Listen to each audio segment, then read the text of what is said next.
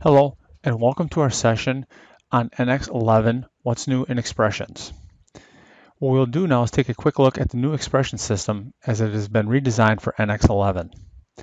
The first thing we'll notice now is we have a very table-like format with which to enter the names, values, and formulas. And all we need to do now is just click on the name to change the name immediately. We still have the great connection to all the other places it is used, and we'll change the name there automatically as well. The next thing we'll look at is some of the controls we have when we're in the expressions. What type of expressions we want to show, what type of groups we want to show. And what we're going to do right now is we're going to go create a couple more different groups to help us maintain the readability and usability of our expressions for later downstream use. What we're going to do now is just create a couple of different groups. And as we can see now, one of the columns is the group, and we're simply going to change where some of these expressions are not going to exist.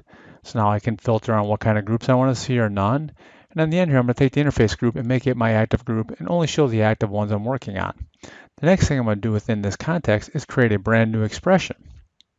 When I create this now, we'll see it's of type number, but as I type in a string value, it will automatically convert the type to string for us, again, saving us time and anticipating what we are trying to accomplish.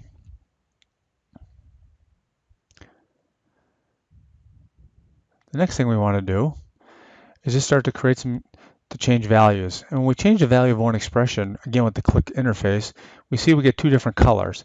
The dark for the ones that are changed and the orange ones of which they affect. We said show me only the pending changes, and as we applied them, it automatically turned off that switch. The next thing we want to do now is go ahead and create some new expressions. So we insert 5 new rows into our table. We go to an external spreadsheet and we just copy and paste those values into our new model.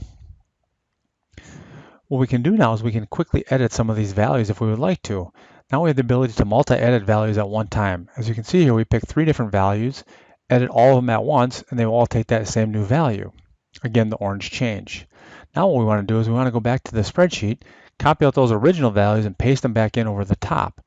The one thing to notice when we do this is, even though we pasted in a quote-unquote new value over the top of the other ones, it does not signify it has changed because the value was the same as it originally was. The next thing we want to do is go ahead and create a parameter called myParameter01, but it already exists. The error checking now will not allow us to do things that are not allowed. The pink was a notification to say that one already existed in the system. So now what we want to do is we want to just create a distance, and then we want to create a time variable called myTime. We'll change the dimensionality to time and give it a value. As we can see now, we need a value in there. It gave us the pink one. We'll apply those two values. Now the next thing we want to do is if we have a time and a distance, we want to create a speed. So as we go ahead and take the 2 parameters we just created, it will automatically change the dimensionality for us to velocity. Not only do we get that, the units will be the default units, but we can quickly convert the units to whatever were needed for our next calculations. The next thing we want to do is look at some of the advanced filtering available. We can filter on any of the columns, any of the names, any of the values available with simple drop-down lists for what we want to look at and how we want to look at it. We can see right here we're just doing filter by name that contains DIAM anywhere in the value. We can turn those off and on, and remember is the last one we had. I want to thank you for taking the time to look at the new NX11 expression system with us today.